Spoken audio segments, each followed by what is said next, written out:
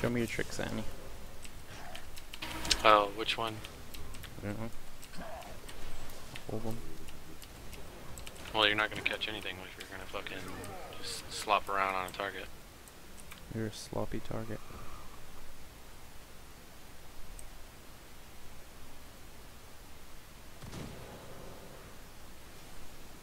Yeah, what do you want to see? Okay, let's do Shadow Refuge backstab. There you go, that's a backstab.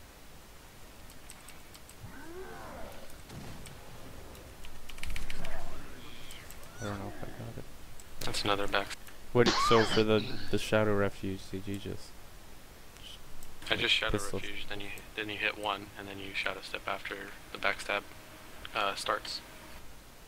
You know, like the animation for backstab, you have to Shadow Step in that time. So you lay down your Shadow Refuge, then you hit one, and then you Shadow Step before the one hits. Let's see it again. I'm gonna lay down a Shadow Refuge because mine's on cooldown. I use mine too. We'll wait for yours. All right, I'll just use Blinding Powder then. Fuck it. Okay. But the only thing is like Blinding Powder. Well, you're still stealthed when you start it, so it's fine. All right, my Shadow Refuge is on 3 seconds. All right, so you ready for this? Yep. All Okay. right, so Okay. How did you get it to do it so quick? do what so quick? The Shadow Step. Okay, so what do? You attack one and then Shadow Step? Yeah, and before the backstab actually hits, you have to hit your Shadow Step. Okay. Because then you. Okay, I see. Yeah, I see how slow. it would work though. Yeah. What are some useful ones that you would actually use though? Because That's actually one that I use a lot because when people see a thief Shadow Refuge, don't expect like a lot of these thief tricks that I have are things that most thieves either don't know about or can't physically do. So people that don't play thief don't know what to expect. Like they don't expect like when if you put quote pressure on a thief and they Shadow Refuge, like let's say boom boom boom boom boom, you get me to like half health. I'm not fucking scared, but most thieves are. And then I Shadow Refuge. You think that I'm not about to fucking backstab your ass like that, right? At least before the Shadow Refuge ends. If Shadow Refuge ends, all bets are off, because then you expect the backstab. But if the Shadow Refuge hasn't even ended, you don't expect a backstab. That's correct, right? Yep. Whereas, like, a thief like me, I'll still fucking backstab your ass. And if you are low, and if you think, oh, well, the Shadow Refuge came down, I'm gonna disengage real quick, you know, since they got 4 seconds, no, that's not true. I'll put down a Shadow Refuge and immediately fucking backstab your ass. What's some other stuff? You know about the chaining Shadow Steps for the really long backstab, right? That I was trying to show Mill? I don't know the timing, but I kind of follow Here, how you would do it. let me show you. Next heavy that comes up, I'll do a backstab from like back here. Do you pop an SR for that one too, or just pistol 5 into 2? Or... Okay. One thing I actually was taught was the whole dagger pistol. Do you see the 2 backstabs Max right there? range Heartseeker backstab. You got 2? Yeah, I did. It's very hard to pull off, but it's amazing if you do. It's actually a lot easier to pull off a Shadow Stepped Heartseeker than it is to pull off a Shadow Stepped backstab, though. Heartseeker has a really long animation, in my opinion. Really long. Like, it's fucking days, in my opinion. That's why I think Heartseeker spamming is kind of weak, because the animation's so long and you can't dodge cancel it. It's Heartseeker spamming. Yeah, well, Heartseeker spamming is just bad.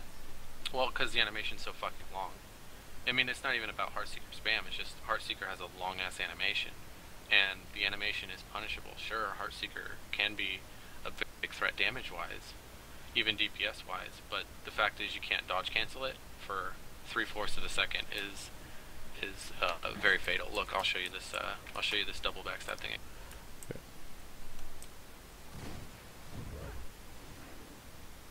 All right, so you see the first one. Yeah. And I actually Shadow Step the Heartseeker for the backstab, also that on after the end. But you've seen the 2 the 2 backstabs. Yeah. Do you precast the backstabs on both? For the second one, I didn't need to because I shadow stepped the Heartseeker, and Okay. you actually kind of have to do that because if I were to shadow step the backstab, it would have been a face stab, or just or it would have been facing away from him. But I would have to where like Heartseeker. Heartseeker is kind of different because it's a leap, so you can actually hit targets behind you with Heartseeker. Like you know how when you have no target, you just leap forward. Well, if you have no target with a leap attack, you can actually hit stuff behind you. And this is really important when you fight thieves because if they stealth, you can actually use the very large radius of Heartseeker to hit people. Like you know how, like Heartseeker, it's melee smite. It's about like 130 radius. Well, if you have no target, instead of 130 range in front of you and like a straight line, like a normal auto attack, leaps actually will be a radius. Like right here, you're gonna watch me hit this golem, and I'm gonna leap over him, and you're gonna watch me hit him from behind. Okay, I had him targeted because I'm a fucking scrub. But watch. You see how he's actually behind me, and I easily hit him. So if it was a thief on stealth, you'd still hit him. Yeah, if he was a thief in stealth, I still would have fucking nailed it. See, like all of these are all hits. Oh, I didn't leave my...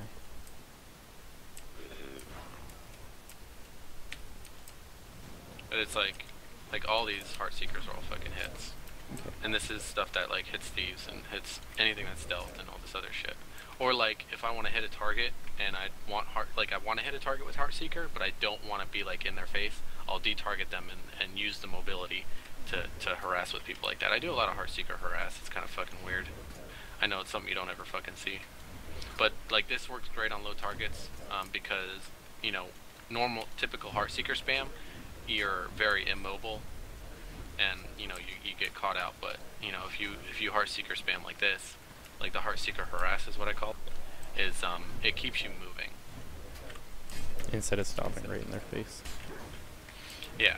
So it's like, especially when you're putting in the dodges like that, like let's say I fucking DP, well you'd have to target for that, but yeah, so it's like, it's just the Heartseeker harass requires you to take the target off, which, you know, simply micromanaging that can be more than enough of a deal breaker for people to try to do. Just click on the ground. Did you guys see the photo that Mummies has in his wall in the photo? And you know how to do the DP backstabs, no. right? TeamSpeak. I mean the shadow shot backstabs? Yep. Okay, because that's really easy too. What else is there? I sometimes don't always like to shadow step the Heartseeker, but sometimes I do, especially if they're low. Mostly because if you like, especially if you hit with a shadow shot, and it's like super fucking obvious. But yeah. So how do you... I don't know how to chain the shadow step Heartseeker. Do you pop the shadow step and then Heartseeker, or Heartseeker then shadow step? You Heartseeker first. Okay. See, watch. I'll do it when my stealth wears off. So it's just like it's kind of like the SR Like, backstab? User disconnected from Yeah, the channel. except it's a lot easier to do. Like, watch, I'll do this. It's actually really common. Oh, I also shadow step my black powder a lot too. And you're gonna watch this too. And I do this for significantly high pressure. I prefer doing this over shadow stepping. Do you know how like a lot of people will black and then they'll shadow step their Heartseeker? A thing that I like to do is since I have a very aggressive playstyle and I like to fuck with people, I'll do like this. Because then they're actually, because when you shadow step the black powder, the normal response is get out of black powder, because you don't want to fight black powder, correct? Mm-hmm. So when you're moving out of black powder, you can actually strafe around, and if you're traded Thrill of the Crime, for example, you have swiftness, so you can actually pull off a really easy Heartseeker backstab when they're moving out of black powder. And I tend to think that that's more high impact than shadow stepping the Heartseeker. And that is actually something I love to do, especially in structured PvP. I'll do it again.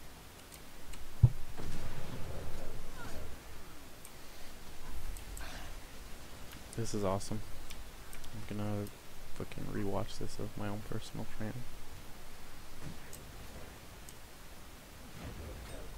I really like the Heartseeker thing instead of, like, I think I'm gonna do that all the time now instead of target Heartseeker. The Heartseeker harass? Yeah. Yeah, just you gotta practice it a little bit. The only thing is they have to be lined up with the Heartseeker. Like this is gonna be a miss right here. Well, actually, that wasn't a miss. Holy fuck. This is definitely gonna be. Okay, that's not even a fucking miss. It's you know just what, such a big radius. It is a fucking huge radius when you don't have a target. And like when it comes to Heartseeker spam, this is how I do it. I have like a big bag of tricks. I'm sorry. Like when you think of Heartseeker spam, you don't think of a thief with this fucking mobility. You think of a very immobile thief. I noticed you're using caltrops on dodge. Oh, dude, I'm just fucking around with it. This was like a pistol dagger build. Don't take that seriously. What, do you not think it a serious thing? Not for dagger pistol builds. Well, yeah, not for dagger pistol, but no. I've heard HIV. opinions where that's a completely trash skill for any thief trying to stealth at all because What a band of the way. user. Well, I mean, if you fucking need to dodge and stealth, you need to dodge and stealth. But you know, it's whatever.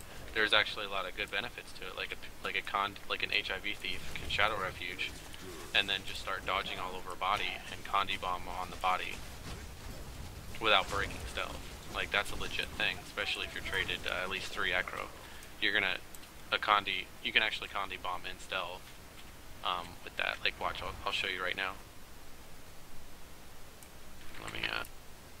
Let me make sure my HIV traits are set properly. Okay, they are. Okay, so see this target right here. Imagine that's a down body, right? Yeah. I'm gonna shadow refuge just to show you that.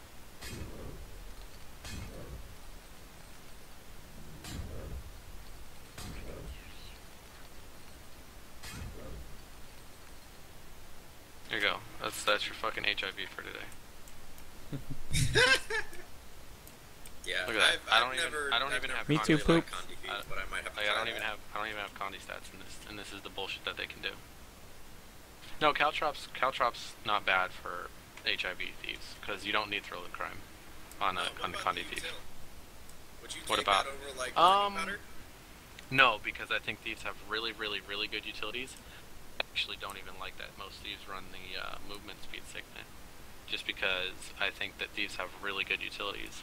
I mean, right off the rip, you got Shadow Refuge, which is awesome body control. Even though most people use it to be total vaginas, I actually see it as a body control ability, where you can prevent use it. stomps and you get heals. Yeah, you secure stomps and prevent stomps. I'll be back.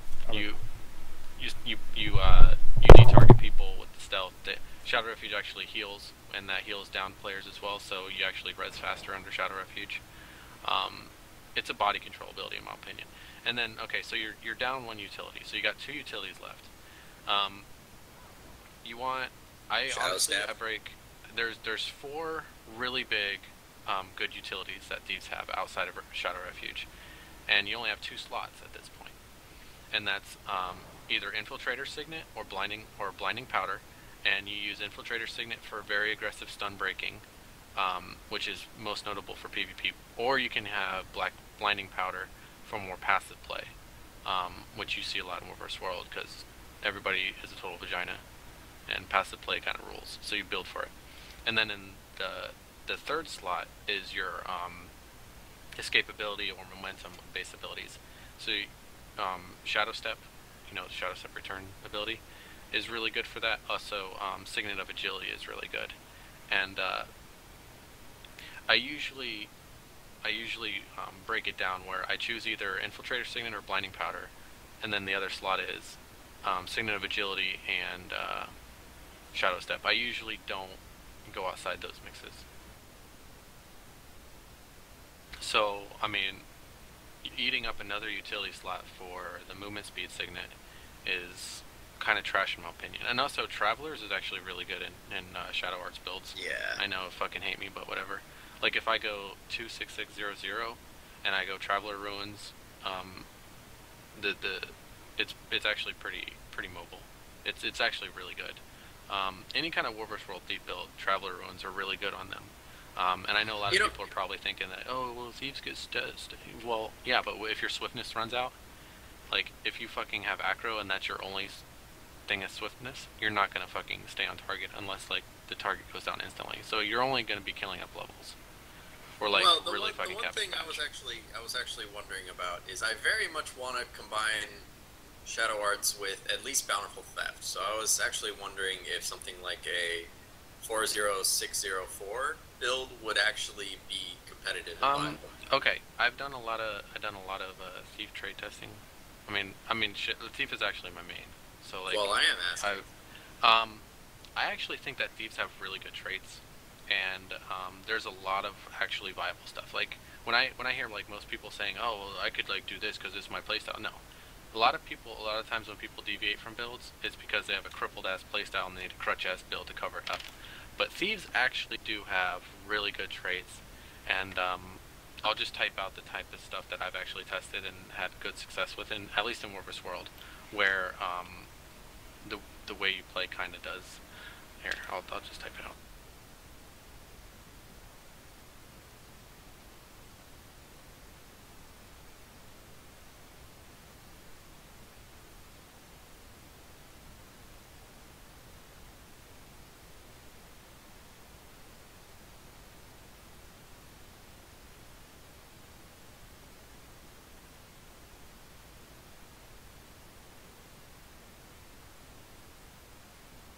That build's just evil. That's how do you kill people with that though? You get a fucking million pounds of might, and with Strength Ruins, the revamp to Strength Ruins did something very interesting to Thieves, and once you learn this concept, you'll start to notice that the trait lines really open up. Before the Strength Ruins revamped, I always told people, if you don't max out your critical strike trait, you're going to do no damage. So, like, that always ate up 6 trait points, or 30 back then, but whatever. So that always ate up trait points. Like, it would always be 6 critical strikes or else you did no damage. And then on top of that, I also said you really wanted Mug for a big burst as well. So that actually would eat 8 traits. So you'd have the rest for utility. So either have Acro or Trickster. Or you could go like pure fucking damage, but that's more of a PvE thing.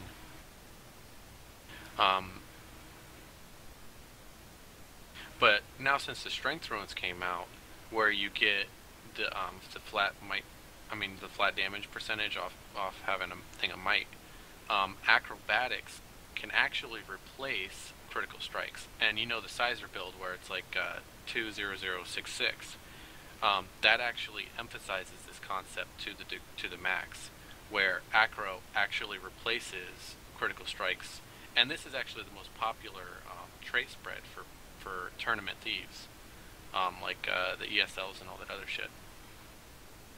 I think the only other trait spread is like 26006, which is cool and all, but the 20066 actually emphasizes this whole concept where the acro line can actually replace critical strikes line now, because you can sustain, you can draw the fights out more. It's actually more suited for boon stripping, which now that celestial elementalists are such a big thing, there's a lot more boons. So boon strip is more important now than before during the Hambo meta. The celestial meta has more boons, so boon strip's more important, and the acro line does that better. It has more dodges, better sustain, which is another big thing in the celestial meta, because you get outlasted by healing rather than getting outlasted by healing signet and hammer burst during the Hambo meta. Sorry if that's really long-winded and confusing. I get the idea. Hambo didn't rely so much on its boons to do anything. I mean, yeah, it had stability, but they could just pop a different stance and not care what what your counter was. Say poop. Yeah. And for Celestial DDLE, it lives off of having protection and fuck tons of healing. yes, and that's why one of the big reasons why Acro is so big, because when you steal the boons, because Lacerator's Strike steals boons as well as it has a priority list, and stability and protection are like top of the list. It's stability, Aegis, and then protection. Yes. Which boggles my mind about the Aegis, but whatever. I know, right? Yeah.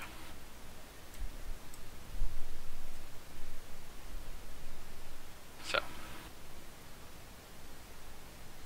But yeah, so 5% really makes that big of a difference where you can drop like the whole crit strikes tree in favor of something well, because defensive. you also have a lot more might. You have to understand, like when you look at the critical strikes tree, you're actually looking at the initiative gain on crit. You're looking at the 10% for high initiative, and then depending on your choice, either 100% crit chance on backstabs or 20% at foes under half. Right, and Executioner is awesome. I love it, and that's one of the big things where kind of fucked me up a lot when I switched from the 20066 from the 26006 is I have to actually get used to not having Executioner, because you know that damage percentage. I know it's like, oh dude, that's just like 10% on average. No, that's securing kills. 20% modifier when you're securing kills is a big thing when you're thinking of, okay, I can finish this or I can't finish this. Yeah. I'd actually like to know what you think of what I've been running for a while now, and I like a lot. Is Panic Strike. Actually, I think Panic Strike. I think it's a lot better before the nerf. I actually had this very kooky-ass build, and I honestly, literally only did it because I was really tired of fucking everyone running white like pussies. So I just ran in with a PvE build, and I do this sometimes in Warver's World, and I was like, okay, I'm just going to run the highest burst possible on a thief, and I'm going to see what happens. So I ran Sword Pistol, Panic Strike, and every single Shadow Arts thief that I seen roaming around died. Yeah, they was stealth, but they died. Because you don't care. I actually engaged for art on my thief. I ran into a fucking Zerg all by myself, and then they seen me bomb in, so they were like, okay, we'll follow Annie. And then they bombed in, and I was already cleaving bodies before they even started bombing. Because I know a lot of people think that Dagger has the best burst, but you gotta keep in mind that its Pistol Whip is the single highest burst skill in the game, right? Because you can chain them. The dagger has good like a half a second burst, but you have to wait 4 seconds in SPVP, but you have to wait 3 seconds before you can redo it. So like it comes to more like the next backstab at best is going to come 3.5 seconds later, and that's if you're shadow stepping it, the cloak and dagger. So when you have fucking sword pistol, you can do stupid shit like this. Like watch, I'm gonna have to fucking. Oh, I've seen the stupid shit. I've been on the receiving end of some stupid. Where you do Panic Strike, Devour Venom, and before the Panic Strike nerf, Devour Venom and Panic Strike alone was a 15-second immobilize. Now they reduced Panic Strike down but now to 3 seconds, but it's a shorter cooldown. Well, it's 5 seconds when you have full traits. Oh yeah, right. You have right. 30%. Yeah. So it's with Devour Venom, you get like 10.5 seconds of immobilize, and that's enough for 3. That's easily enough for 3 pistol whips.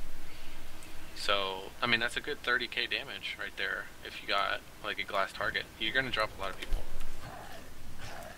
And yeah. I do improvisation with that build too, because if I improvise my I actually go in the shadow step that I use to go in is my infiltrator signet instead of steal. And is what I do is I'll steal mid combo like during the pistol whips to get back initiative, to proc the thrill of the crime, and to do improvise. So I blow the infiltrator signet on the engage for the first pistol whip. Oh, do you know about shadow stepping your pistol whip stuns as well? Yes. Okay, so you shadow step your pistol whip stun with Infiltrator Signet. You blow your Devour Venom on during the flurry, so you get both hits like immediately off the 2 sword swings.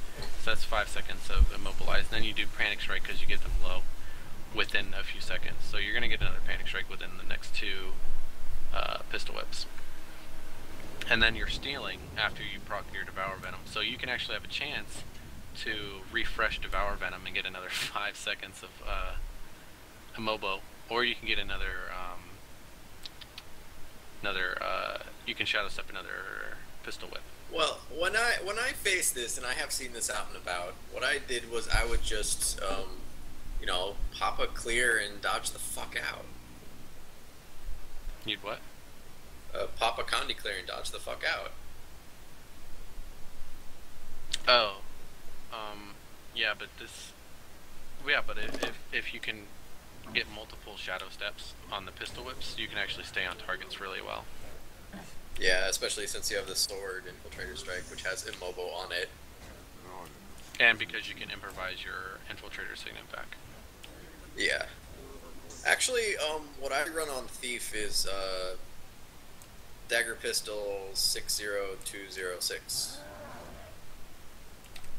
That's what I'm running. Kind of typical. I really hate dipping that into the Shadow Arts tree because I hate the first minor in Shadow Arts. Like, that the gets first me killed. minor is a pain.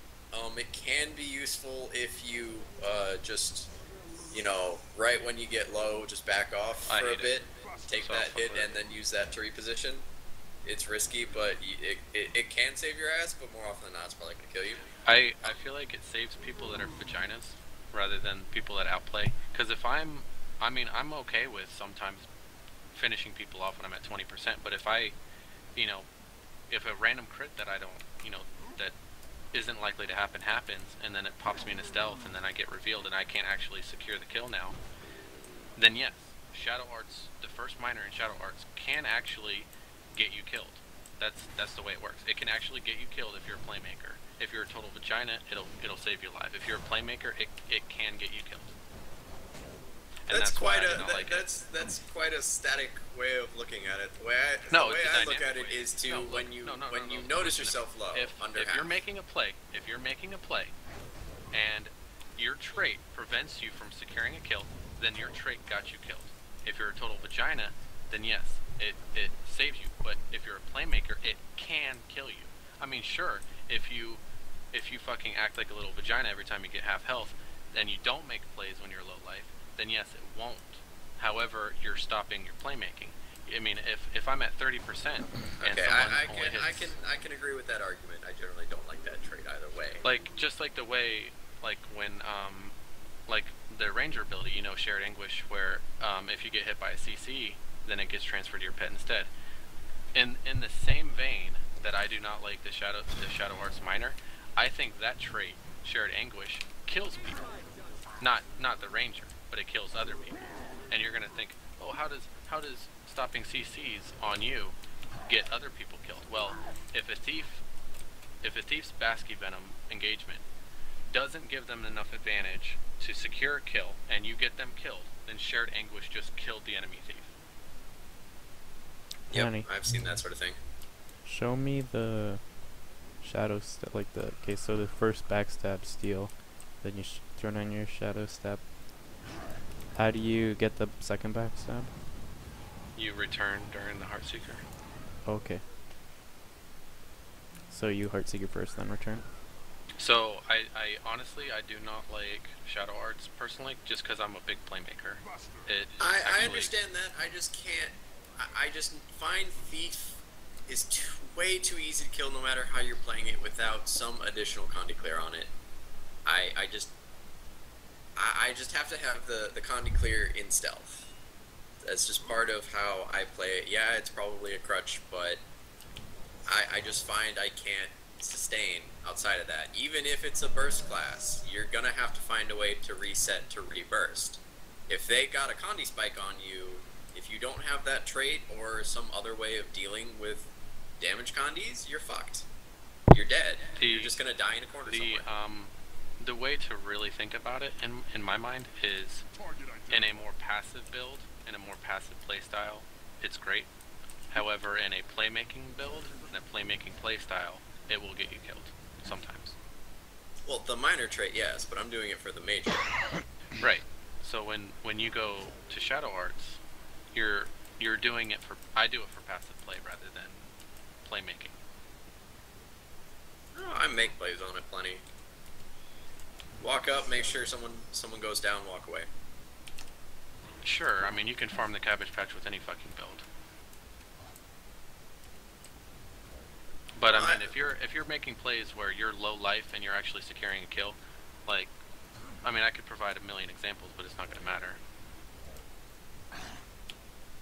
But if you're making plays where you're low life and like just some random fucking like a build can have like a 10% crit chance, and they get a crit, and then it procs your minor, and then you get revealed, and then you can't secure a kill because of that. I mean, like that's playmaking. That's the trait preventing you from playmaking and getting you killed. I mean, and it's not just this thing that barely ever happens. I mean, it happens a lot. If you're a big playmaker, then it happens a lot.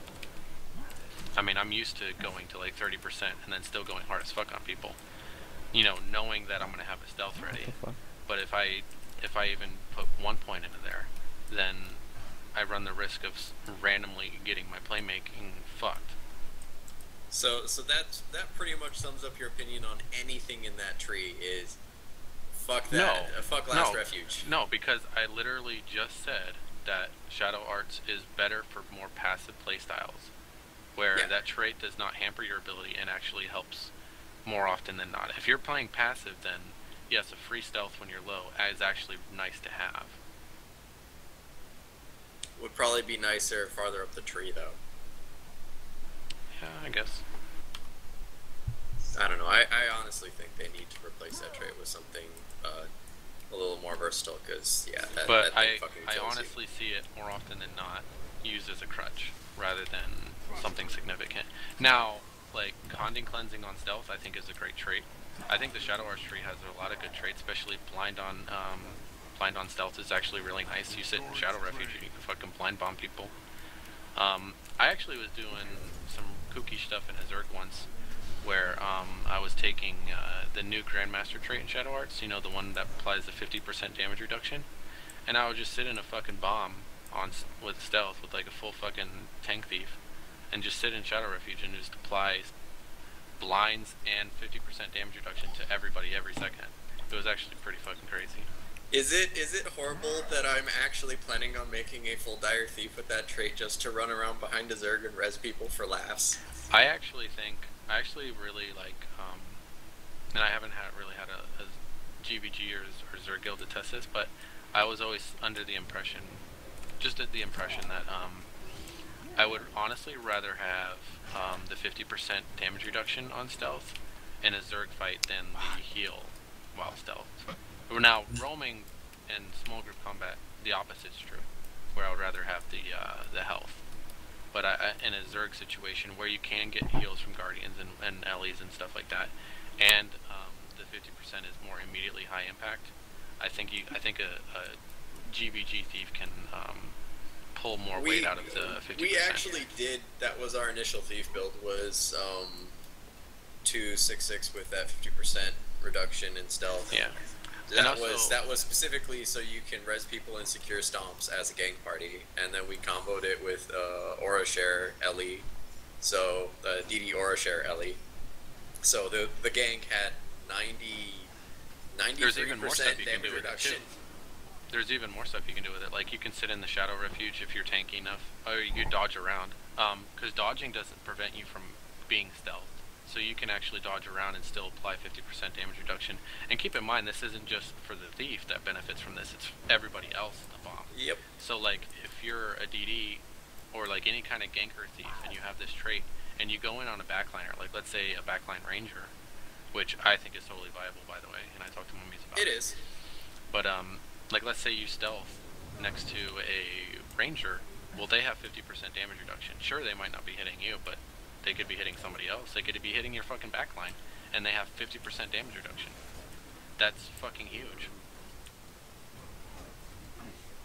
It is. it kind of came down to, for our gank, we very much implemented it, but what we tended to get back from our thieves was they would prefer the health because there's a lot of solo play going on in gank play overall. You're gonna have to end up soloing a target at some point in time, or 2v1ing or something like that as gank, because you're off to the side doing that, and you can't necessarily get back to the melee for a regroup and a bunch of heals.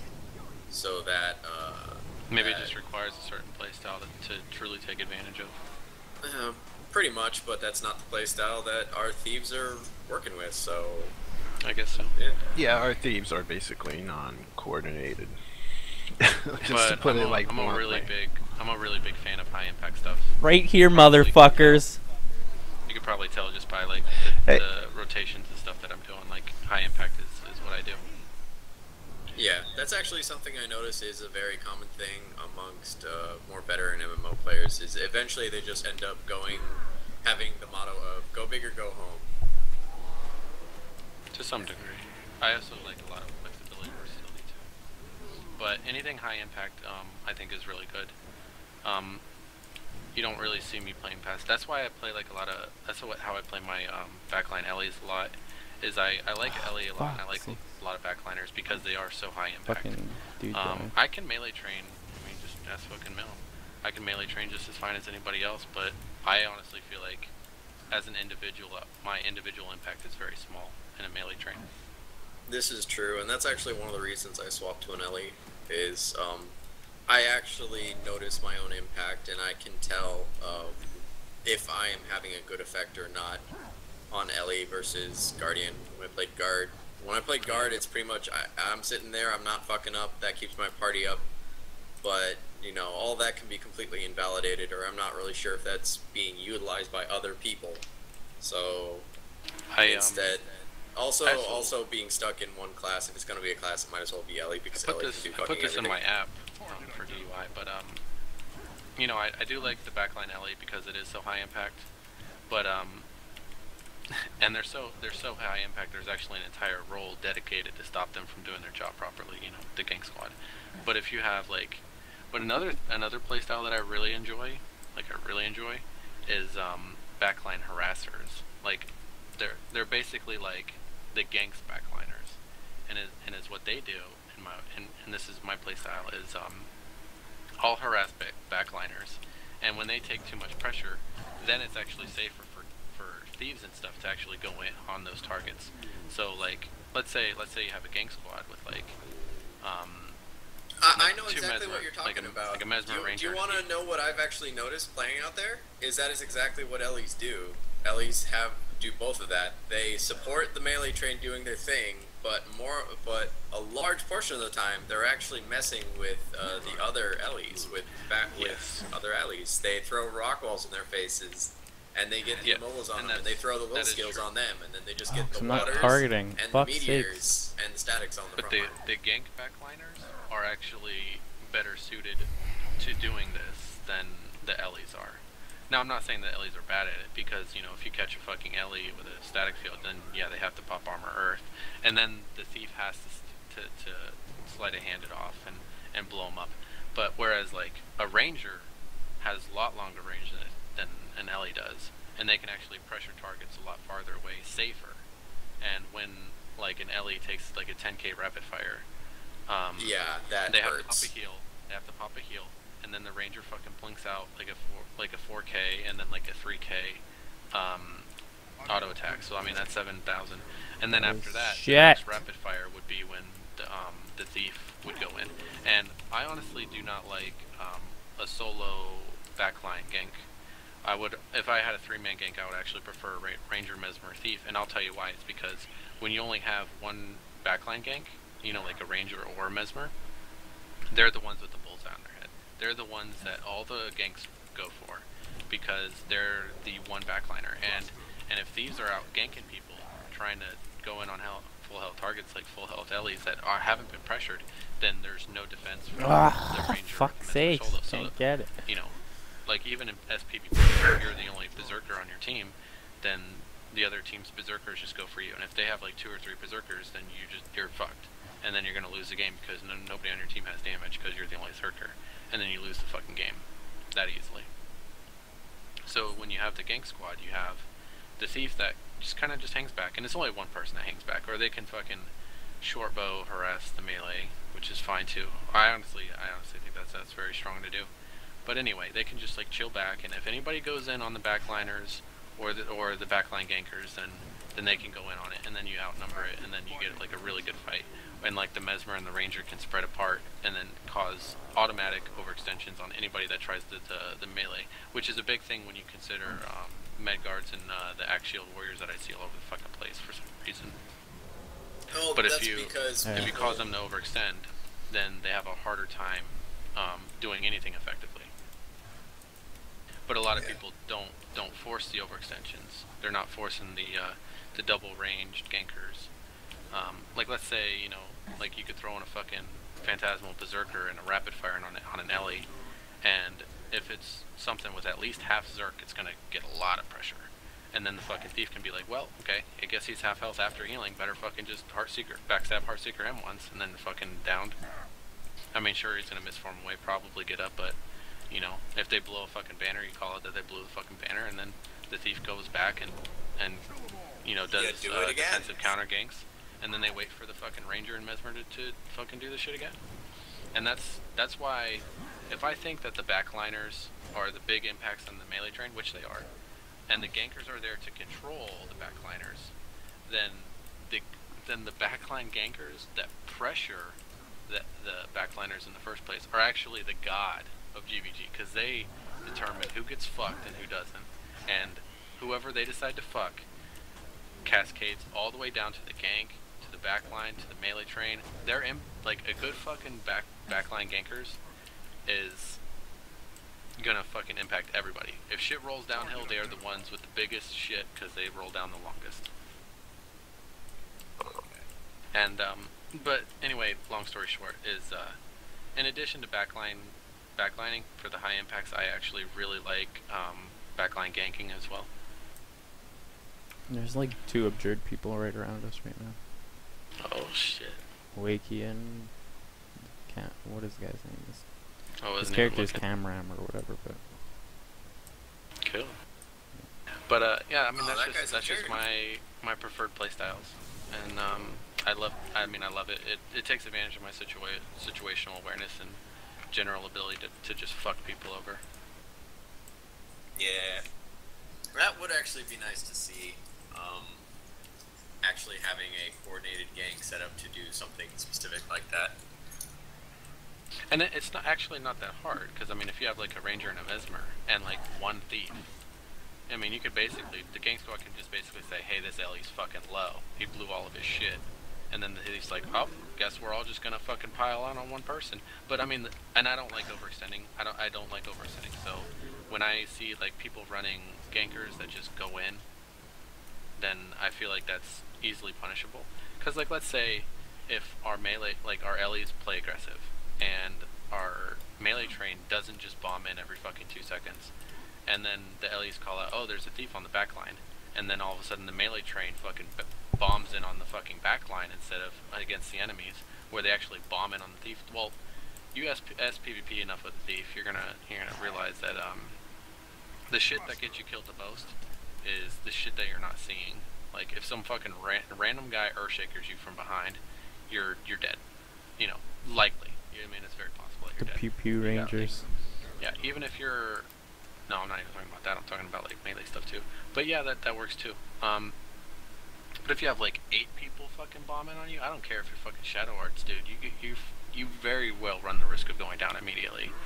And think about it, if like these gankers, if the melee train bombed in on these gankers that are fucking with backliners instead of bombing in on the enemy's bomb, then their gankers would go down immediately, and they would have to blow banners, and then at that point you could do the whole Zerg cutbacks and throw meteors on the bodies, and then sure that they'll banner and they'll get their reses, but you know, you'll send meteors and all that other shit. I think it's easily punishable. Yeah. But it requires a more defensive melee train, which I know Para tends to be very aggressive. Oh well, I honestly think we are shifting slowly away from But it is full aggro melee. I think I kind of like the backline aggression more, because then the melee train supports the people that are supporting them. I think the backline and the melee train should be more of a unit rather than melee train does their thing and then the backline has to support them. Yeah, I agree on that, and that's what it looks like things are moving towards. I think Para's just a little too enamored with the frontline bomb, just murdering the fuck out of people. Because he wants to see those big numbers himself, I know that much. Well, playing for fun's good, you know, as long as you have fun. Yeah. I do think, though, that we are going to swap to a more defensive melee train with stronger backline bomb. And I do like the idea with the Ranger, Mesmer, and Thief, because they can, like, pair off who goes in to lock and melee that guy. Yeah, it's just a different line of thinking. And when you change the line of thinking, you're actually changing what you would baseline the meta off of. Because meta, when you break it down, is actually just information about information. And I mean, that's what it is essentially. Like, when you think of the meta, like in PvE, this meta is no healer, no tank aggro. So you survive off of like weakness, protection, blinds, aegis, and reflex. And mostly you survive off killing them before they get through one full rotation of skills. You survive off of the reflex, blinds, protections, weaknesses, and all that other stuff. And then you have to have high damage to actually kill stuff before your defenses run out. And then you get fucking murdered. And whereas like other games where they actually have a sustainable PvE model, because, you know, based on what we just said, this is not a sustained model that Guild Wars 2 has in PvE. Whereas like games like WoW, they have a sustained model where it's tank healer, and then you have to sustain the damage, and then you have to have damage to either reduce mechanics or defeat berserk timers. So that's a sustainable model, and the difference in the models also dictates the meta. So whereas like Guild Wars 2 doesn't have a sustained meta, you have the high damage and then utilitarian defenses in builds. And but anyway, like if you bring back into the meta where your information is we're gonna do big melee bombs and we're gonna have people supporting it, you're probably gonna be more inclined to run things that are gonna help your melee bombs, which is like lots of backliners, and your gank squad's gonna probably be very underdeveloped, and anybody that fucks with your backline a lot is gonna be automatically fucking with your melee.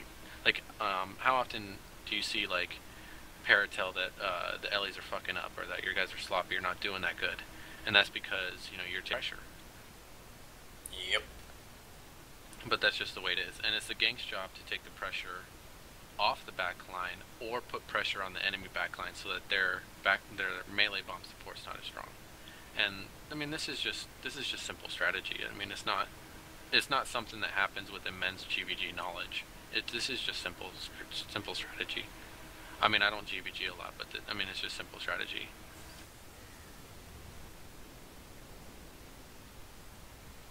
Yeah, it's just a matter of implementation for us.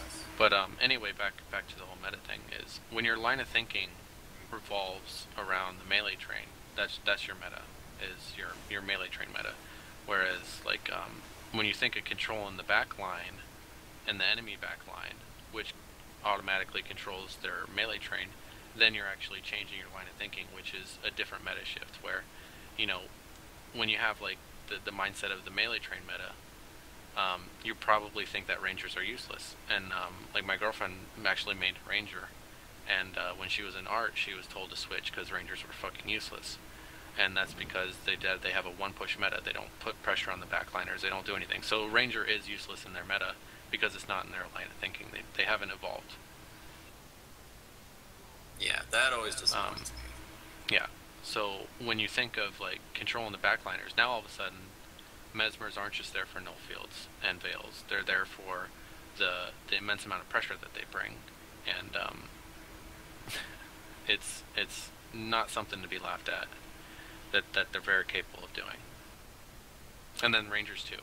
But if you only have one ranger as your then they're the ones with the bullseye, and then they get shitted on and focused, and then you kind of get back into the SPVP situation of only having one Zerg, where you get the big bullseye. So you kind of want to just to kind of spread the threat a little bit, and then you can do a lot of kiting and a lot of slippery stuff like that. Yeah. But I mean, that's just me. I mean, I'm not gonna tell you guys how to group comp, but that's just my opinion. And that's the builds that I like to run. I like to run either big impact backliners, or I like to run backline harassers. That's what I love to do. I guess that's my meta thinking. Well, it's always welcome. I always like talking to people who actually know what they're talking about and can back it up and can explain it well. That definitely has solidified my image of what Gank should be doing, and it does bring it down to a simple message, which is one that I haven't really been able to make very clear, which Controlling is the backline. Gank's job is controlling the backline, to relieve our backline and to pressure theirs, and that's it. The scouting, the securing downs, all that stuff. No, that's secondary. Major thing. Yeah, that's secondary.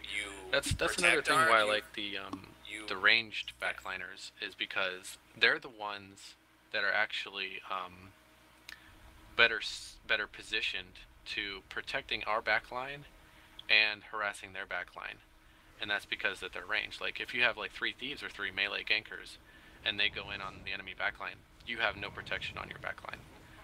Whereas like if you have like 2 ranged, like the backline gankers, then you know they can harass the enemy backline, and but if their gank shows up on our backline, then they're already in a safe position to automatically start peeling. So I mean, it's instant. There's no calling out. There's nothing. They're just fucking on it. I mean, if they don't notice it immediately, call it out. But they're the ones that are immediately in position to respond and start making big impacts right away. And that's a big thing, is the peeling as well. Yeah.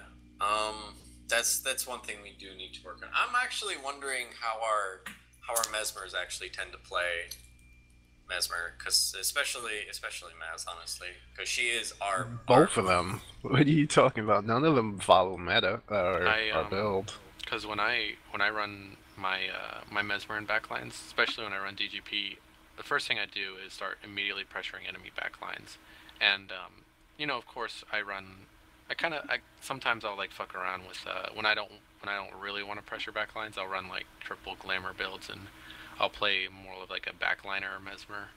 It's kind of interesting, but you have to play more defensively because you have no stun breakers. So you're kind of like another backliner with that build. But it's interesting. And if you guys are like really curious about it, I'll share my thoughts on that. And then there's more of like what I'm talking about, where it's like the ganker backline. So yeah, I guess I got 2 Mesmer builds where it's like traditional backline than a ganker backline. Oh, I personally think the ganker one is just more effective overall, because otherwise they're both really effective. I mean, one brings null field and feedback, which are both really too, especially open world PvP where you have like fucking 60 mans. Feedback is like beyond amazing. Yeah. Well, it's because there's like 10 rangers in there. Yeah, and and nothing screws up a ranger more than reflex. Like just it's amazing how many of their skills are vulnerable to that. It's actually pretty, and the cool thing is I don't have to overextend with that kind of build, so I like it a lot more. Also, a thing that people probably don't realize is that did you know that arrows have like a fall off range where even when they're out of range they continue going? You know, like when they have the did you also know that range of like 1500, right? Actually, the 1500 is with traits alone. Their effective range with traits is more like 1750. Without Eagle Eye, it's 1500. With Eagle Eye, it's like 18. Something like that, yeah. I thought it was like 250, but yeah, it might be 300. Yes. Something like that. But yeah, did you know that the Mesmer Greatsword auto attacks have that extra range as well? Really? Yeah, which is awesome because their attacks already do not get modified by velocity. so their effective range. Stupid. Yeah, it's really dumb. In my honest opinion, that's stupid because that greatsword auto attack's already really, really strong. It doesn't care about line of sight so much because it pierces. It does not care about mobility, so you can't juke the shots like you can with a bow. And its range does not get effectively reduced by velocity either, like Nope. Every other ranged effect does. Yeah, and I honestly thought that was the trade-off that ArenaNet quietly made, was that if it's an actual missile weapon, it's reflectable and it has travel time, but you get a tiny bit of extra range because of that, and you can do cool things with the arc if Actually, you're really pistols and skilled with rifles it. don't get that either. They don't get the fall off. It's only the bows. Yeah, but that's because slower projectiles. Yeah, but the Mesmer Greatsword actually gets that fall off range, which makes no sense to me. Like, which is fucking awesome. Honestly, a great example of this is actually the 4 Staff Ellie auto attacks. You have the fire and the earth ones have that fall off. The air and the water do not. Right. So it's like, it makes sense because the air one is just a piece, it's electricity going through the air and it bounces around. So yeah, you can hit stuff technically out of range by hitting something that's in range and having it bounce. The water one, you don't care. You're supposed to be aiming that at something in melee range to somebody. Yeah, you're supposed to be aiming that at your feet anyway. Well, it doesn't heal unless it hits a target. Nope, you can hit the ground and heal with it. Really? Because I don't ever notice green numbers unless it hits an enemy. Untarget, and then aim it at your feet.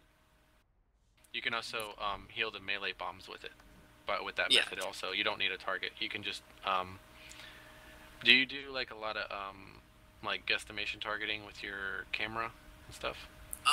You can, because you can aim it. If you aim it at your feet, the radius still happens. The radius happens wherever the bolt lands. So if you hit the ground, it'll heal everybody around the ground. Okay.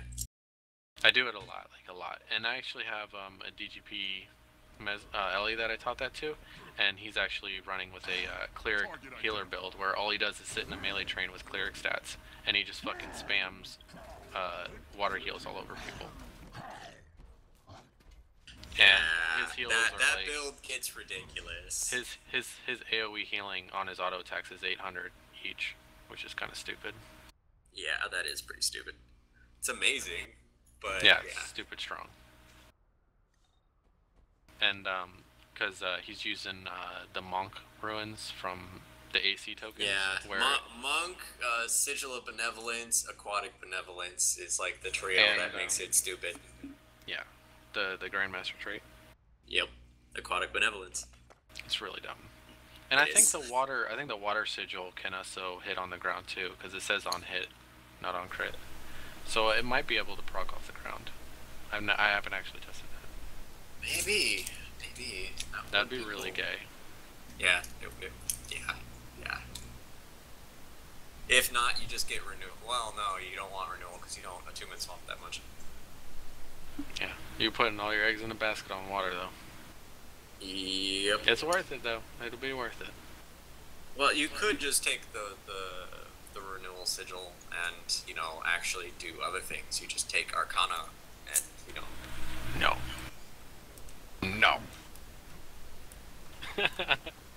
Just no. No. It's funny though. It is.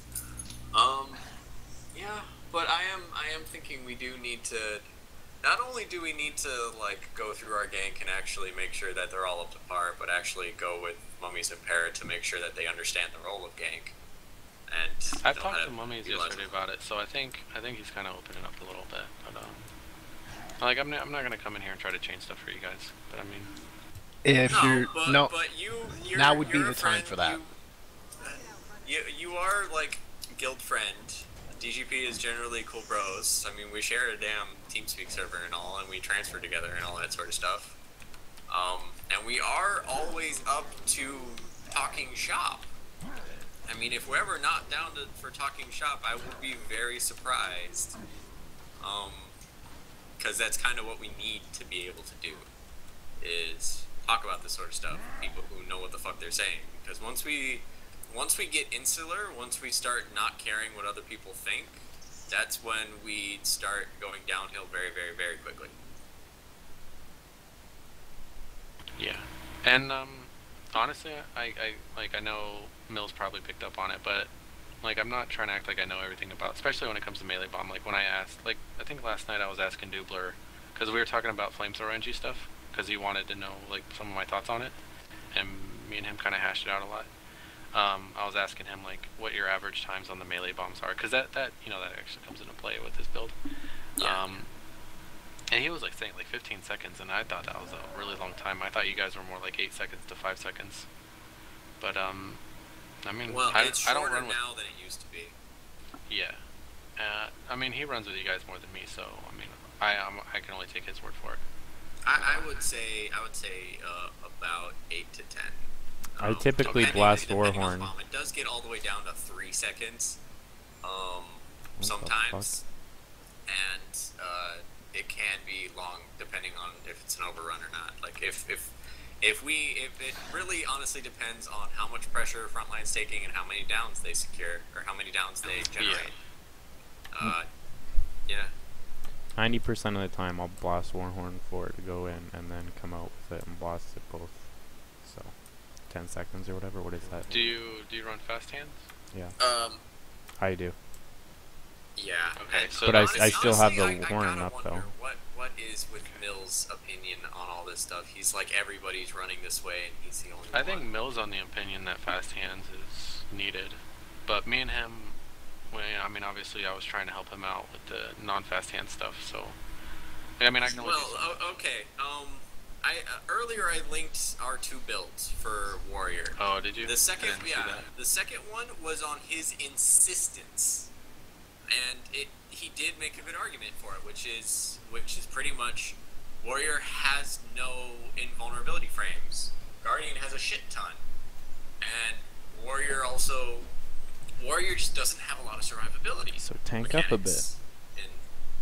The builds are tinky. Yeah, I think one thing they Mill's have problem is gameplay. Yeah, honestly, yes, but I'm trying to like actually, give him Trying the to benefit of the avoid doubt. saying that, because I'm also trying to give him the benefit of the doubt because in the end he's not. Well, stupid. to be honest with you, not sugarcoating it isn't going to help him. He's supposed to be the first one in, first one out, and he's not. He's first one in, last one out. That's very, very true. And his major problem is he can't leave the downs. He can't leave people who are low and can't leave people who are down. He gets needs to blundered. see them down. he gets blunders, Not you're even saying. so much that is that he sees them as potential rallies for the other team, and he, for some reason, can't leave that alone.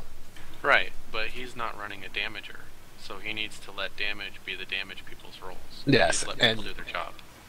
when we were running with Ash, he was a damager, and for some reason, he never left that role. Like one of the big He's things that generally Mummy, slow to change. one of the big things that Mummy associates me with when I play Warrior. Oh, I know my mic just cut out, but Mummies actually associates my Warrior with being a ganker. So like I know what I would do on a Warrior is really different than what you guys are used to expecting on a Warrior. Ban, does this look laggy no, on I've seen stream that right now? before. That's Like, what SDS But Prime I'm does jumping with around right now. this. Does They this have, look laggy? My three builds. My preview looks full pretty circle laggy. Landrew warriors that run around with But my axe game and looks mystery, smooth as just shit. murder people. Oh, I actually prefer Hammer for Zerg ganking. And dude, I've put a whole fucking server on edge with this shit once. Is because I run full Zerg Strength Ruins Hambo. Okay, Zerg cool. Hambo. My, Not talking about my dropping hammer frames, bursts just like in on general, is it backliners like are look 18K, slow to because I respond a run little bit? Intelligence Sigil, so it's choppy. guaranteed crits. So like I can hit Rangers and Zerg Galleys for Appreciate the 18K. feedback. And this is not like That was shit bad that you too. just ignore. This is not the same shit where like Oh your shit. frontline I melee never knew that, trains man. hammers combos What are. up, This is Z? significantly harder. And this doesn't just include backliners. When I'm ganking backliners, I'm like when I was running my warrior, one of the biggest thing is I'm a body camper, and anybody that tries to res a body, boom, 18K, boom, full Zerg critical combustive shots. Like if I don't want a hammer burst body, I'll throw a fucking combustive shot on there. If people try to sit in combustion shot and res, boom, fucking hammer chain. And then on top of that, I'm also area mighting, but whatever. It's no fucking joke. Yeah. And that's a lot of my SPVP experience on a warrior is actually Hambo, and that's my personal playstyle. I tend to prefer 1v1ing on a Hambo anyway. Yeah, so I'm spiking up like to I can actually 100% function CPU really well usage, as a so ganker on this build, I but I can also melee train very well. Now I don't have the shouts and all that other bullshit. Like most of my survivability is very selfish because I run triple stance. Because I mean, if you're running in a melee train full Zerg warrior, I mean shit, you got Mill complaining about this fucking build surviving. I run full Zerg in a melee train on my warrior, so yes, I do run triple stances for survivability because that's how I have to survive. Yeah, I completely understand that. Like when Mummies and Para wanted to do backline ganker stuff training for the elites, I was actually the first one in on my warrior on the bombs. When Para was bombing, I was the one hitting it first, because I'm going in first. I know I can survive because of my stances and proper usage that, and then I can roll right into the backline and start just immediately trashing on them. And a lot of the times, every melee bomb would happen, there'd be like backliners downed every single time, and then Para would just sit the whole melee train right on dead bodies, and that's just. And I think Mummy's got a lot of respect for my warrior for that. Yeah, that is how that would work, and that's how you're kind of supposed to run with the melee train's supposed to run anyway. Is downs are generated, melee train walks over and sits on them, and then they're dead. Yeah, especially with still get 100% CPU and usage, especially when you have like a high gank burst build like that, because Eviscerate only hits one target. My fucking hammer chains are hitting a lot more people. Yeah. Also, you have a ranged option, which a lot of warrior builds don't. Cause yes, that is true. Rifle or longbow, take your pick. Not really greatest damage ever, or just entirely single target with very little utility. Whoa! The longbow is actually just barely behind the rifle in DPS. Really? Yes. I thought the only because the auto attacks I wouldn't think would be comparable. Then you have vulnerability on the rifle, and then the number 3 on the rifle, pretty high damage. And yes, the number 3 on the longbow is pretty high damage, but kill shot versus combustive shot. Right, but no. If you sit in combustive shot the entire time, damage does rack up. Yeah, the big thing is with combustive shot is you have to create objectives during the fight, and one of the easiest objectives is down bodies, because those are static. Those aren't moving. So you can always combustive shot a dead body, and that creates automatic pressure. You can always arc shot it. Like a lot of this stuff is all AoE. If anybody tries to res, I mean you have to ban her, because you can't fucking res his body or else someone fucking invuln bomb you, and anyone's gonna fucking die. And what's DMP? and then on top of that, what? Okay, he's in a guild called Damage Plan, but no space.